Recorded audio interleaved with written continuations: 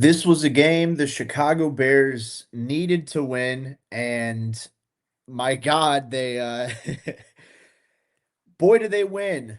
Welcome everybody to Wrap It Up with Jacob Infante. That's me, the official post-game show of the Second City Gridiron Podcast Network. I'm your host, Jacob Infante. The Chicago Bears have defeated the Cleveland Browns 31-3. Uh, Now the Bears are 10-4. It's the first time they've had double-digit wins in a single season since 2018. Uh, Ben Johnson becomes the third head coach in Bears history to have double-digit wins in his first season as the team's head coach. And the Bears are still firmly in position to end up with a playoff spot if the season ends today. Uh, there's a lot to be excited about. There's a lot that we're going to break down from this game on both sides of the ball. Honestly, uh, it's pretty hard to be pessimistic when your team wins a game 31-3, uh, no matter who it's against. So things are looking pretty good in Chicago. For those of you who are watching live, thank you for tuning in. Whether it's on my Twitter page or here on the Second City Gridiron YouTube or Facebook pages.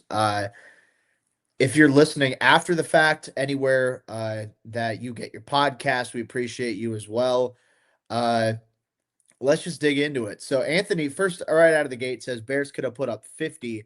They had a lot of good field positions they didn't capitalize on. And yeah, look, I do think the Bears could have, as much as they won by picking up 28 wins or picking up 28. Jesus Christ, what am I saying? Winning by 28 points in the win. Uh, I definitely think it could have been a larger deficit for sure. They could have sunk the Browns into. Uh, I mean, I think that's neither here nor there. I think you celebrate the win, you celebrate the blowout victory in whatever case you can get it. But yeah, that's true. I do think that there are a couple penalties that the Bears inflicted on themselves. Obviously, the missed field goal by Cairo Santos was pretty brutal. I'm sure we'll touch on that as the show progresses. But yeah, obviously not a great look from 35 yards out. But still, I mean, even with a couple of,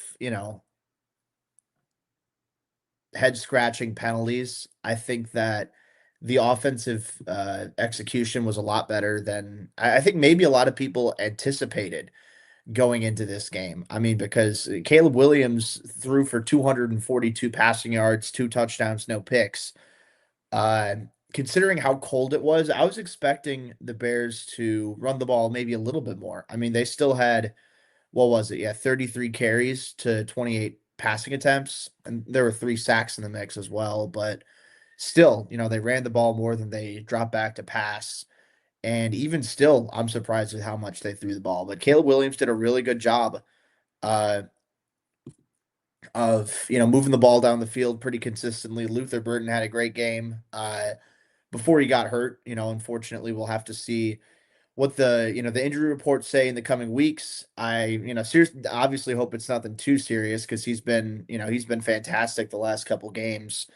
Like I said, 6 catches, 84 yards for him, long of 40 yards, 14 yards per completion.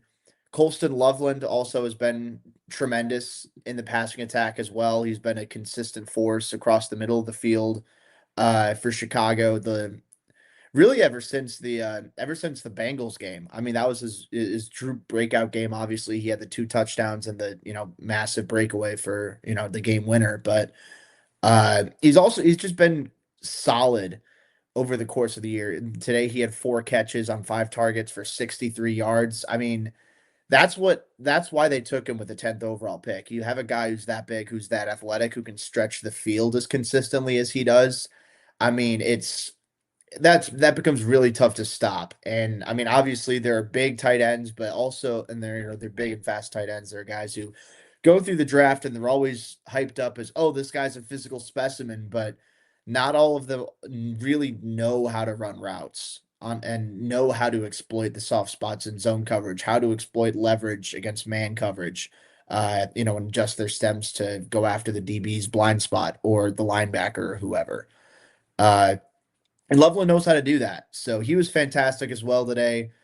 DJ Moore as well. I mean, obviously that the second touchdown he had was unbelievable. I mean, it was an incredible throw by Caleb Williams, tremendous catch by DJ. 4 catches, 69 yards on 5 targets, probably his best game of the season. Uh yeah, DJ Moore throw two, as Captain Stern mentions it here in the Twitter chat. 2 in 2 weeks, insane throws. I think obviously if you're looking at Caleb Williams, you see just how much big play ability he has. Uh, so there's really a lot to be excited about with how the passing attack has looked in less than ideal conditions. Hallis Beer Hall mentions, is Joe Treon Shoyinka better than Miles Garrett? I mean, shoot, I'd say if there's a competition for who has more letters in their name, then Joe Treon Shoyinka would definitely pick up the win. I mean, shoot, he had 3 tackles, he had a quarterback hit, pressure a little bit. Uh, while we're at it too, the Bears pass rush looked a lot better today. I mean, and I know Cleveland's offensive line hasn't been fantastic this year. I know Shadur Sanders has a habit to hold on to the ball too long, but still, I mean, 5 sacks is nothing to scoff about. 5 sacks, 15 quarterback hits. I mean, there was consistent pressure uh, up the middle of the field. I mean, it was tremendous, honestly. They're getting, whether it was blitzing or even just the 4-man rush. I think that they did a pretty good job of putting the pressure on Shadur. Uh, with stunts and blitzes and mixing up the different looks that the Browns offensive line had to work with, and made things tougher for Shadur to kind of process. All right, this is who's going to be going where, uh, and that the Bears' defensive performance was really interesting because I mean they gave up like what, probably 2 or 3 really bad deep throws, uh, but other than that, I mean they were stellar. They rushed the passer very well. They defended against the run very well. I mean, Judkins didn't even have 2 yards per carry. His he had 12 carries, and the longest he picked up on a single carry was 4 yards. I mean, I think that's pretty nuts, and it says a lot, honestly, about just how consistent the defensive line was against Cleveland. And again, look, it's the Browns. I mean, this is a game they were supposed to win, and they did. But this is what you look for a playoff team. When, you play the team who's ahead of you, you need to be able to do a great job with that, and you need to be able to execute and, show them why you're the better team. And the Bears did exactly that. So, the defensive line in particular was fantastic. So I gotta love it. Uh, so we got a couple people here in the Twitter chat talking about Cairo Santos here as well. Evan Lepeau in particular says, I hate Cairo. He's going to be Cody Parkey all over again. Look, I'm not going to lie. I definitely had like something similar kind of go in the back of my head where like right after Santos hit that or missed that 35-yard field goal, which like what the hell? Like how did he miss that? I'm wearing a hat today because my hair's a mess. I've been wearing, look at that. Look at that. For those of you watching live, look at what the hell is this haircut? It looks pretty well. The haircut's fine. I've been wearing hats like all the time the last couple days. I was wearing it I was wearing it during the game, and like all of yesterday I had a hat on too. So hell yeah, I guess. But anyway, no one wants to hear about my hat hair. Cairo Santos, it definitely got into the back of my mind where it's like, oh shit, what if this happens in a playoff game? Or what if this happens in one of the late games down the stretch this season where they, need to pick up a win over the Lions or the Niners or the Packers or something. And what if Cairo's inconsistency is what ends up hurting them down the stretch? I mean, we'll see. I don't think that Cairo is nearly as bad as Parkey was in 2018. I think that Cairo right now is definitely a better kicker, but he's still not great. And Evan Lepo also mentions go get Jake Moody back. So I know Moody's on the Commanders. He's like fully on the active roster. Uh, so I don't think they wouldn't be able to do that unless the Commanders waived him, and then they'd have to figure out if they could bring him back on the practice squad. Which, I mean, if they can figure it out, I'd be completely happy with that. I mean, I was pretty adamant on, hey, Jake Moody's, he's younger, he's got a much bigger leg. Uh, he was a little bit, he was inconsistent during his time with the 49ers, but with the Bears, I mean, he went 8 for 9. He hit a game-winning field goal against the Commanders too. He didn't miss any of his extra point attempts. Uh, I don't know. I don't know. I don't want to dwell too much on, Cairo Santos sucks in a game where the Bears won by 28, but still, I mean, it's something to think about. So I don't know. But Captain Stern says Myles Garrett is a beast. That is a top 3 defense we just stomped. Like, I mean, I'm not even mad about Myles Garrett getting 2 sacks. I mean, good for him.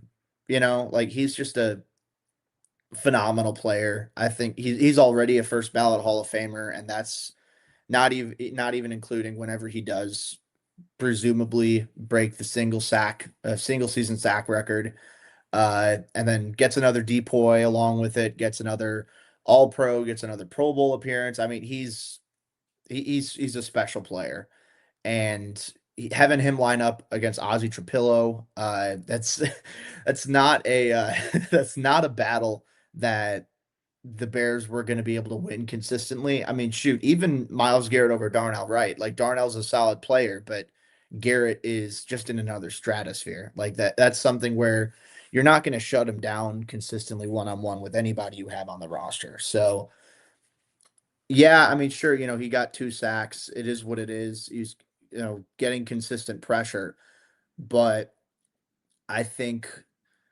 what I'm focused on more is the overall performance of the offense, and I think they did a pretty good job of getting the ball out quickly, especially early in the game, where they started to get a feel of like Myles Garrett, Garrett's going to be able to generate a lot of pressure right out of the gate. Like just seeing how quick he got off the ball.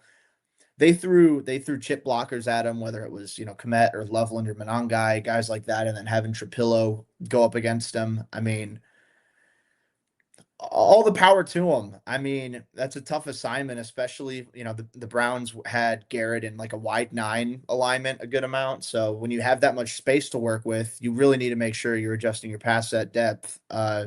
Make sure you're, quick going into your kick slide. Trapillo was all right, all things considered. I mean, it's a rookie left tackle going against the best defensive player in the NFL right now. Like, what do you expect? But I think the fact they were able to dominate they were able to excel as far as the time of possession goes. The Bears had the ball for nearly 33 minutes. The Browns had it for just over 27 minutes. They were able to move the ball down the field pretty consistently, create running lanes for mostly DeAndre Swift. I mean, Monangai had a couple touches in there as well, but Swift was really good against Cleveland today. So uh, that and the pass protection did enough to be able to keep Caleb upright and to extend plays enough where they could throw the ball downfield. And more often than not, Caleb hit accurate throws. A couple of drops in there. I think it'll come out to maybe 3 drops on 11 incompletions by the end of the time that they go through and grade everything. And there were a couple of throwaways as well. So I think that Caleb's the adjusted completion percentage is going to look really good. But even then, he still finished with, what was it? It was 60.7. 60.7 was the completion percentage. So I think his performance was a lot better than that percentage anticipates.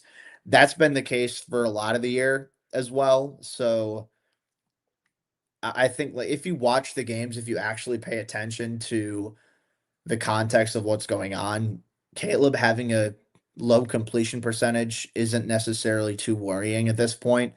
Like, are there things he can clean up? Absolutely. Like, I don't think he's at his full potential by any stretch, but I think he's definitely improving. And even if the completion percentage is lower than it was last year, I mean, the playmaking is much better. They're moving the ball down the field much more efficiently. They're scoring a lot more. He's getting sacked a lot less.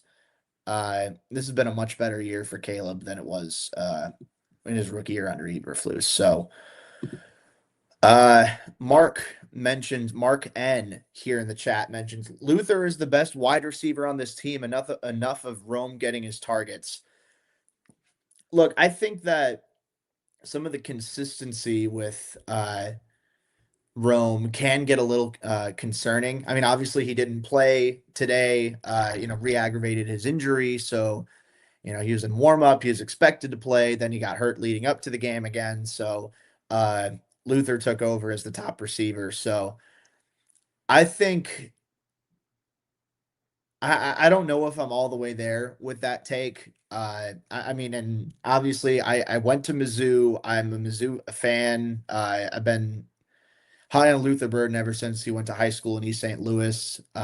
He was, highly touted recruit. He was probably one of the biggest recruits that Mizzou football has ever brought in, and he lived up to the hype for sure. So, uh, I think that Luther, still has some room to grow, but you're really seeing some of that star potential come through.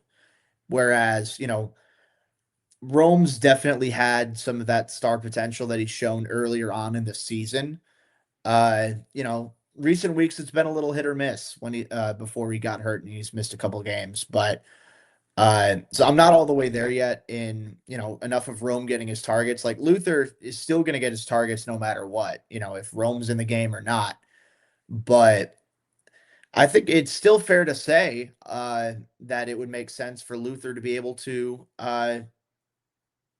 keep up this level of, how often he's targeted in the passing game, uh, even when Rome comes back. So I think, he definitely impressed me today. I think, you see the downfield ability, you see his athleticism being allowed to stretch the field, you see his agility after the catch, you see his power after the catch, just how well he sees the field with the ball in his hands. I mean, he's a genuine playmaker. And at least going through and watching the all 22 over the course of the season, I do think there's been improvement as far as what he brings to the table as a route running technician, as far as how he sells these concepts and disguises what type of routes he's running to keep the defense guessing. I think he's improved there. I think I think the effort has improved too. I mean, there are some plays earlier on in the year where it's like, okay, he's clearly not the first read on this play. Maybe he's not going at full speed. I think he's done a much better job of bringing it on a consistent level, regardless of whether he's the first read, the second read, third, whatever.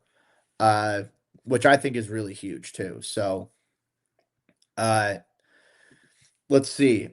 Stephen Fonte, my father, says, who gets the game balls this week? So I'm gonna give out two. I think I'm gonna give out two, one on both sides of the ball. Defense, I'm gonna go with Austin Booker. And that's tough to pick just one because there are a handful of guys who really impress me. DeMarco Jackson was fantastic as well. He finished with 7 tackles. He had a sack. He had an interception. I mean, he was all over the place. Uh, had an impressive performance. So I definitely considered him. But Austin Booker came away with 2 sacks, 2 tackles for a loss, 4 quarterback hits, and you really got to see some of that athleticism and that high motored, uh, relentless style of play help him get into the opposing backfield. I mean, there's when you get to see a guy with those tools start to piece it all together, I mean, it becomes really exciting. And again, take it with, read into it however you want with it being the Cleveland Browns and not, you know, a more formidable proven offense, not a more formidable proven offensive line. But Booker did what he had to do and he did a tremendous job. So that he ended up with 2 sacks. That's going to have him at, well, 3 sacks for the year. Wait, yeah, 3 sacks. I had to learn how to count for a second. I know he missed probably like, a good first half of the year, but 3 sacks having missed the first however many, like 6, 7 games or whatever. I think it bodes well for his development for sure. So Austin Booker gets the game ball on defense. On offense, I'm going to go with DeAndre Swift, actually. So he finished the game 18 carries, 98 yards, 2 touchdowns, 5.4 yards per carry. I mean, he was tremendous, genuinely. And it's been a lot of fun to watch this year, just how decisive Swift has looked in between the tackles compared to last year.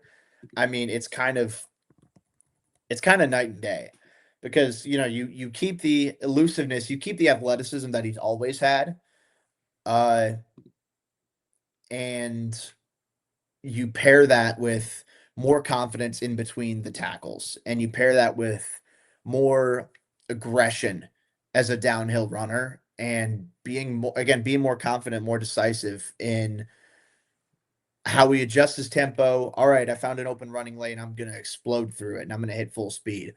I think it's a lot better this year than it was last year. Having that offensive line definitely helps. Uh, but yeah, I mean, I think from a decision making perspective, Swift looks a lot more comfortable, 100%. So we saw that today. I mean, the agility, the toughness, like he was a tough runner. And usually when you think of contact balance, you think of power, you think of Monangai when you're going through that Bears backfield. But Swift really brought it today. So I'm gonna give Swift the game ball on offense. I mean, as far as skill position guys go, Caleb belongs in the conversation. Luther, DJ, I mean DJ with the 2 touchdowns and that the second one in particular was just nuts. But I'll give it to Swift. I think he was tremendous as well. And now I'm looking through the chat. Evan Lapose asked my dad to grab a beer later. So hell yeah, guys. That'll be pretty sweet. We're gonna take a quick break here. When we come back, we're gonna dig into a little bit more of this game and then what the rest of the season has for the Bears. I want to take a quick little time to mention to you guys about our sponsor for today's episode of Wrap It Up, which is Rula. So, I mean, taking care of your mental health shouldn't be harder than taking care of your physical health. I mean, like for example, if you pull a muscle, you go see a doctor. But when it comes to seeing the right therapist, suddenly it becomes frustrating. You've got long wait lists. You're staring down huge out of pocket costs. I mean, it becomes a whole hassle, and that's more often than not what usually stops a lot of people from getting help. Uh, that's where Rula comes in. So Rula makes therapy simple, affordable, and fast. They work with most of the major insurance plans, and the average session copay is only $15. So if you think about it, that's basically the cost of lunch, but instead of a sandwich, you're investing in your own headspace. Definitely worth it in my opinion. And with Rula, you're not just matched and left to figure it out. They check in on you, make sure you're actually making progress. Every therapist you could potentially match with on the platform is licensed, vetted, and picked for their expertise. So you're talking to someone legit, not just whoever happens to be available at that given time. So if you want to get started, it couldn't be easier. What you do is you answer a few quick questions about what matters to you, and Rula connects you with in-network providers who actually fit your needs. So you pick the time, and you can be talking to a therapist as soon as the next day. There's no weeks of waiting, no endless back and forth, just effective quick help. So, bottom line, I mean, if you've been putting this off, Rula takes away the excuses. It's simple, affordable, and it's actually built to help you get better. So, thousands of guys across the country have already used Rula to finally get the care that they needed. And you could be next. So don't keep putting it off. Go to rula.com/gridiron and get started today. As you can see, it's in the little ticker at the bottom here, so you can see the code throughout the course of the show if you're watching live.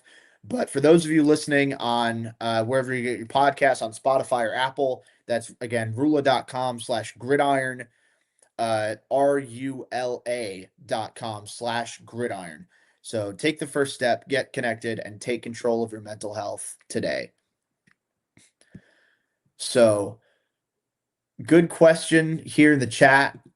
What if buying a sandwich is investing in my own headspace? I mean, every once in a while it can be. It's a good quick fix.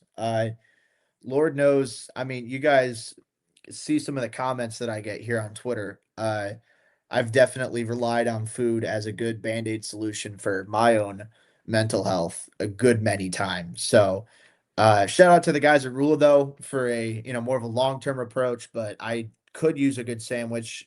Honestly, after reading that, I might there's like a Jersey Mike's half a mile from me.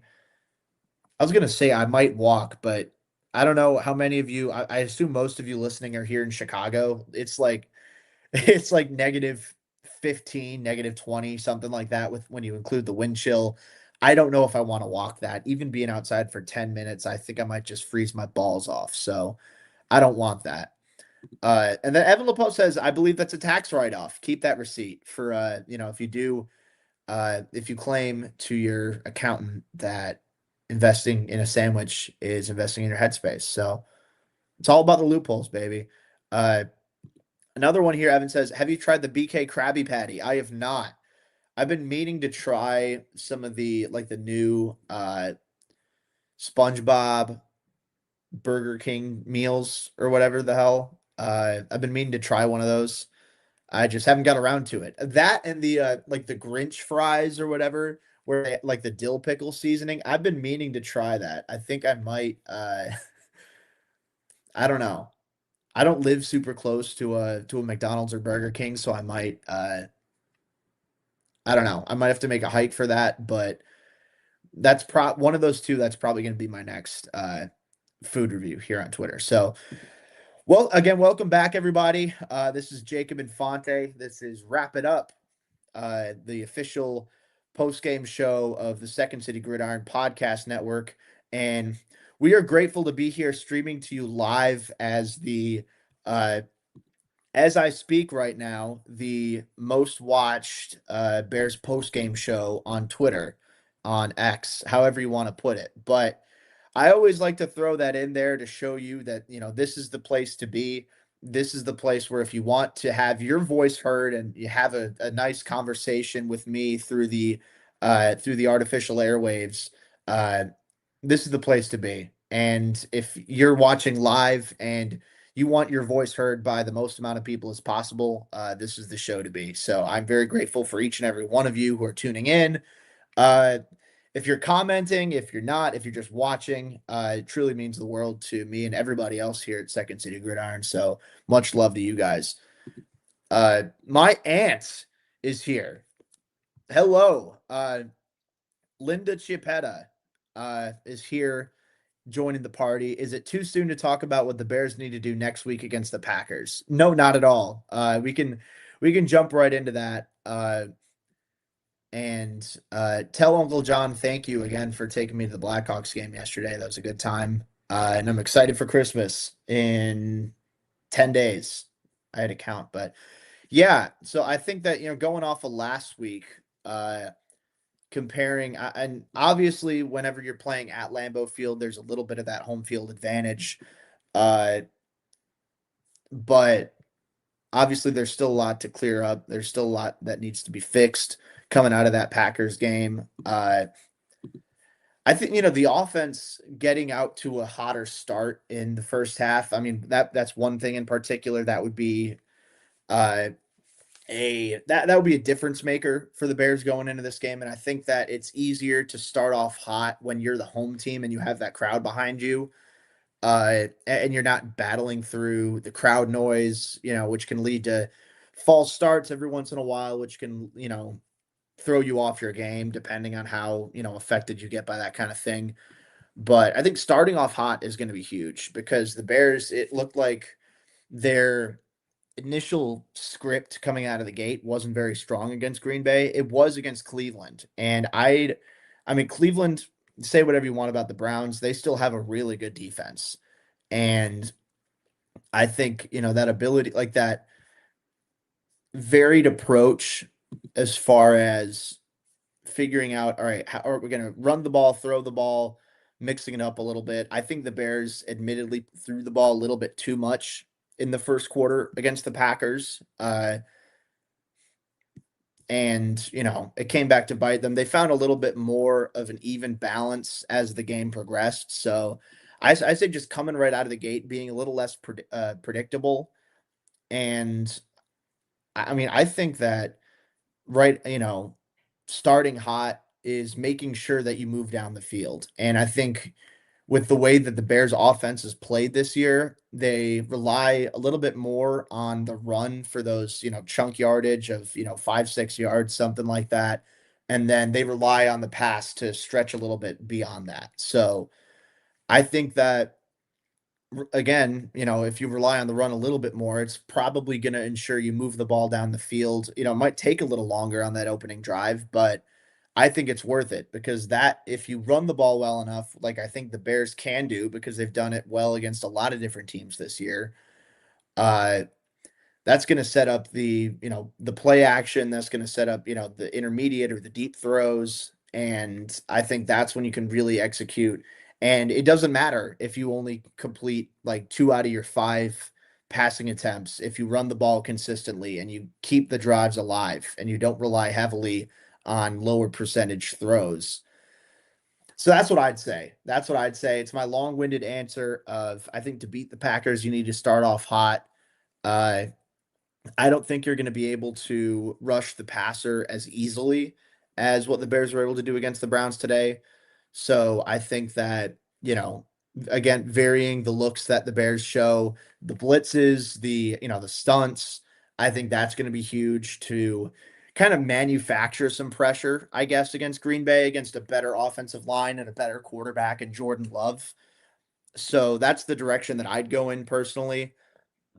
It should be interesting because the Bears, again, literally were one play away from tying that game up before the interception. So it's tough to look back on, but they did a lot of things right, especially in the second half. And I think if they can build on that and kind of use what they learned from this week and modify it, sure, because it's a different team, it's a better team, it's a different approach. Uh, but take some of what you learned from starting hot, from the ability to mix things up a little bit. I mean, I think there's a much better even mix between running the ball and throwing the ball to start off the game, especially on that first touchdown drive. I think was they did a much better job of varying that. Uh, as well as on that second drive too. I mean, they started off with 2 runs, they finished it off with, uh, you know, so it was 4 runs on the second touchdown drive that the Bears had in the second quarter. It was 4 runs and 1, 2, and then 3 passes. So I think around that ratio is probably fine. Stick to that, you should be all right. Uh, that's long-winded. I kind of just went going and on and on and on about it. So there you go. But that's what I think I do. And Captain Stern in the chat here says Bears' success has come from being the aggressor. Take a quick sip of my Diet Coke. Not sponsored, but I'd love to be. I mean, I'll sell out for anything, but if you give me Diet Coke, uh, I'll mention it 20 times in every single show. So if anyone's listening, uh, just pay me free Diet Coke. That's all I need. I don't even need the money. But I agree. And I think a lot of that comes with, the success coming from being the aggressor. I think a lot of that comes on both sides of the ball, honestly. I think defensively, they're more effective when they're flying to the ball, when they're, manufacturing pressure by, blitzing 5 or 6 guys, when they have CJ Gardner Johnson coming off the edge, where they have Jaquan Brisker coming in every once in a while. And now, I mean, you've got DJ Edwards back in the mix, and he put together a pretty solid game, at least from a tackling perspective. I feel like every single time he was around the ball, he was able to wrap up and bring the ball carrier down. So I'd have to go back and check to see how he performed uh, on a true down to down basis. But I feel like anytime I noticed him, he was performing well. But you have him. I mean, DeMarco Jackson came through with a blitz.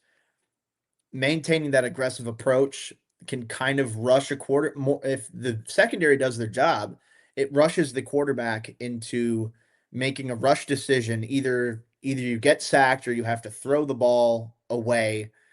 Uh, but sometimes if you're getting blitzed, you don't have the time to get out of the pocket and throw the ball away. So sometimes you can get hit as you throw, and that can result in bad decisions or wobbly throws, whatever the case might be. So, and when you have a secondary that can make plays on the ball as well as the Bears secondary can, and how good they've been at getting interceptions and takeaways, it's that's a good combination. So I'm with you. I think being the aggressor has really helped the Chicago Bears this year. Uh, and then on offense too, I think that I know I mentioned relying heavily on running the ball, and I think that's something they should absolutely continue to do. And it's something they have continued to do throughout the course of the season. That's what Ben Johnson has been known for essentially. When he was in Detroit, he had Gibbs and Montgomery that he relied on pretty heavily, and then using the passing attack to kind of throw them off guard and move the ball down the field. Uh, that's what we're seeing in Chicago too. So being physical in the trenches and then using that to wear down the defense and then stretch move the ball down the field vertically through the air. I think that's the right approach, 100%. And Ben Johnson's a good enough schemer that he knows how to work guys open. The receivers are good enough and they're athletic enough that they can make that scheme work. And when you have a guy too, like Colston Loveland, who can move the ball down the field, that's absolutely helpful for sure. So, uh, yeah, in all instances on offense and defense, I'm with you 100%. So, Bears Blast says, need Luther back next week. I mean, I agree. I think you're looking at, I mean, like I mentioned earlier near the top of the show, uh, Roma Dunze has been a little bit, a little hit or miss as the season's gone on. He started off, on tremendous pace. Things slowed down a little bit. He's missed some time now due to injury. It's not a bad season by him by any means. I mean, I think he's definitely been better this year than he was last year as a rookie. But I think having Luther back, I'd argue, maybe the production isn't there because Luther was the wide receiver 4 to start the year. But I mean, especially in recent weeks, I'd argue that Luther right now is ahead of where Rome was as a rookie. It's definitely debatable. You can, argue whatever, but I think just from an eye test perspective, the big playability is there, the athleticism is there. He's doing a much better job of, making plays after the catch. Uh, and again, I don't want to turn this into a Luther versus Rome conversation. I want to turn it into a Luther and Rome conversation because I think that those two guys can be your foundation. Those two, and Colston Loveland, that can be your foundation of the passing attack for years to come. I strongly believe that. So, but yeah, I think you need Luther back. I don't think that you have someone who's as good after the catch as Luther is in that wide receiver room. I mean, DJ Moore's been good. Maybe not as good as years past, but he's still solid. Uh, but Luther's the most explosive of the group. I had a little brain fart. Did I say that right or am I tripping? I don't know. But anyway, I don't know. I think that Luther's been playing at a pretty high level the last couple weeks. I mean, I know he had the one drop earlier, but all things considered, 6 catches for 84 yards is a pretty strong performance. And he was able to get open pretty consistently. And then whenever they just dumped the ball off to him, he was able to make magic happen. So I'd love to have Luther back next week. Obviously, that would be huge. We'll see what happens with Rome. I hope that that's not a serious injury and it's just, he, aggravated his, injury a little bit. Nothing too serious. I hope so. But my aunt comes in. My uncle's got a question. Uncle John wants to know, what do you think about the tight ends role in today's game and how they're being used more in the offense? Good question. So I'll start with Colston Loveland in particular because I think that's one where, I mean, he's really come into his own the last couple weeks. And as Captain Stern mentions here in the chat too, tight ends are great. Hope Komet is back next week. I know he also got hurt as well. But Loveland, I think, looks a lot more comfortable in this offense than he was the beginning of the year. I mean, naturally, just because, he's a rookie going into the offense for the first time. I think you're seeing that athleticism, those physical tools coming into fruition a lot more. Uh, and like I said too, you have a guy who's that big, who's that fast, who also knows how to get open, whether it's against zone coverage, whether it's against man coverage, it doesn't necessarily matter. Colson's been able to make it work. Uh, so I'm a big fan of the fact that they've ramped up his production and how often he's targeted. It seems like he's been a pretty big go-to target whenever they need to move the ball down the field, which I really love just because, you watched him in college at Michigan. He pretty consistently was able to get open across the middle of the field. I mean, you have the deep crossers, you have him, maybe like running go routes, seams, whatever the case. Just moving the ball down the field with those vertical route concepts. He's athletic enough and he knows how to adjust his route depending on what type of defender he's going up against, what kind of coverage he's going up against. He knows all that. And Cole Kmet, I mean, I hope that he comes back too next week against Green Bay. So we'll see how that all turns out. Again, I don't know with some of the injuries to these guys. I think that's the real bummer coming out of this week is all, the guys getting hurt. I'm not a doctor, obviously, but I think you can look at it as I don't think any of them were super serious. I don't think any of them looked insanely, over the top, just egregious injuries that'll keep him out for a long time. But again, I don't know. I think things look pretty. They look relatively mild for Luther and Cole Kmet, so we'll see. Uh, But yeah, Komet, I think he's embraced his role pretty well. He's been physical blocking. I think he's another guy. He knows how to get open. He's not as athletic as Loveland is, but he also he still has that same kind of I know how to work myself open against zone to be a security blanket where if the first read isn't there, Loveland's going to be there. And I think he's blocking hard and I think that he's really embraced maybe less of a high volume role in this Bears passing attack, but they're relying more on his physicality, and he's doing a pretty good job with that. So I got to give him credit for that too. Uh, on an unrelated note, Kellen Mond just liked one of my tweets. I just got that notification, so that's pretty neat. Uh, Kellen Mond was on the Vikings for a bit, and killed it over at A&M. So hell yeah. I don't know if you tuned into the stream. Probably not. But if you did, hey, how's it going? But yeah, Grim Cuddy says, yeah, Kellen Mond mentioned. I wasn't expecting that when we started this show. We're talking about the Chicago Bears and Cleveland Browns. I mean, I think he played for the Browns for a little bit, right? I think he did play for the Browns. I think he did play for the Browns. Here you go. Let's see. Andrew's angry. Sorry for joining late. My friend's girlfriend made chicken curry with potatoes, rice, and garlic naan. I feel so fat. Anyways, bear the fuck down. Love the win.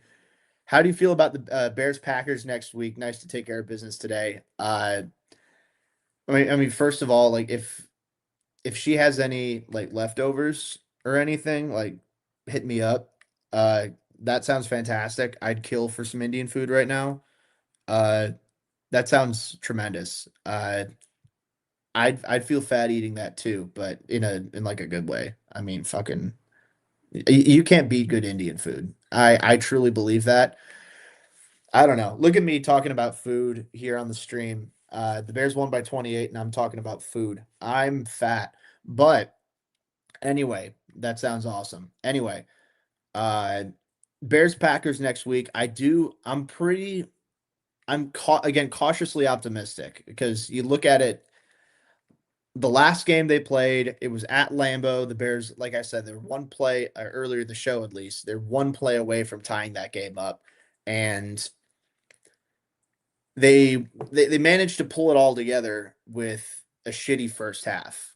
So if they could play a more complete game in front of their home crowd, I think that would be just a total difference maker for Chicago. So I'm not going to sit in that and say, "Oh yeah, the Bears are for sure going to win that game." I mean, it's the Packers. They've had the Bears number for, Lord knows how many years now at this point. And they're a tough team. I mean, I'm I have ESPN up in the corner here just so I can like keep tabs. I mean, the Packers are beating the Broncos right now. Like as I'm watching this game, I don't know how that's going to age, but they're keeping things, they're in scoring position against a difficult Broncos team in Denver.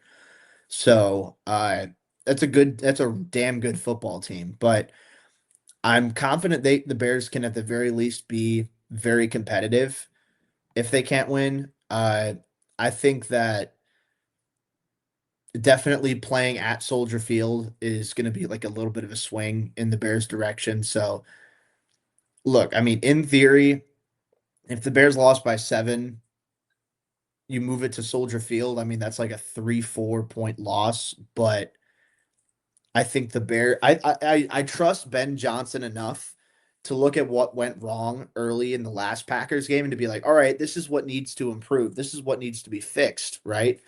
And maybe, stick to a little bit more even of a run pass split right out of the gate and make sure that you're moving the ball down the field rather than relying on those explosive, lower percentage plays right out of the gate. So I don't know. That's just my opinion on it. I'd run the ball a little bit more to start the game out, and then sprinkle in a couple of intermediate and deep throws. Uh, but yeah, so I mean that's what I'm thinking about the Bears Packers game next week. It's going to be interesting for sure. Definitely, I'm nervous right now just thinking about it, and we've got another week. I mean that's on Saturday, so we got time. But damn, that's going to be a huge game. We'll see.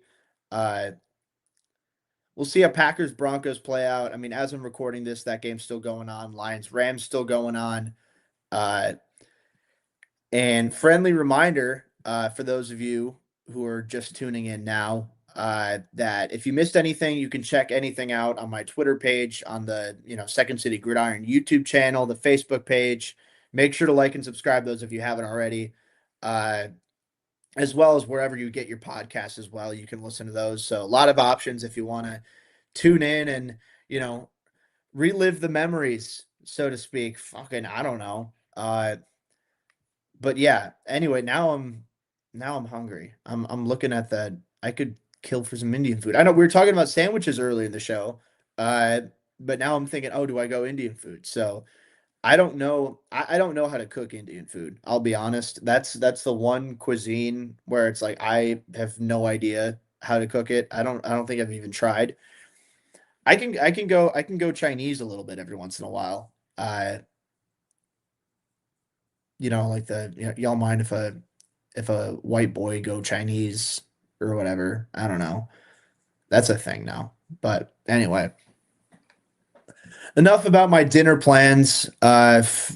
We'll see, but I want to transition into everyone's favorite segment, and then homemade ricotta over here. Oh yeah, I remember. Yeah, I was talking about that with Uncle John. Uh, Shout out to him again. And you guys have, I think it was 2 pounds you're making today, 2 pounds of cheese, which I love. Uh, I'm pretty sure he said that there's gonna be some at Christmas Eve, and then Indian food will be here at Christmas Eve. So hell yeah. Uh, I swear, I'm not doing myself any favors to the people in my comments who have called me fat for the last few years. So wonderful choice, absolutely. Uh, so let's see. I'm gonna transition into the grand finale, my happy ending. So open wide, everybody. Here you go. It's coming. I'm coming. Uh, Not like that. I don't know. But anyway, this is a game the Bears needed to win, and they executed. Not only did they execute, but they won pretty decisively.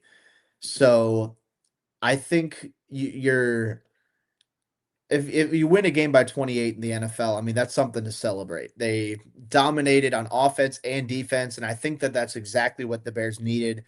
I mean, coming out of that short, the narrow loss to the Packers last week, uh, this was, a good get right game going into that next game against Green Bay. So it's a lot of G's that I just said there. I don't know how I pulled that all off, but anyway, all right, I've been summoned to help clean the kitchen, but Jacob, we love you till next week. Bear the fuck down. Best of luck. They're doing it right though. I think your friend's girlfriend's doing it right. If someone cooks for you, you got to help out in the kitchen. I mean, that's the way that we do it. You got to clean up and everything. Get on a dishwashing duty and whatnot. So hell yeah, love that. But anyway,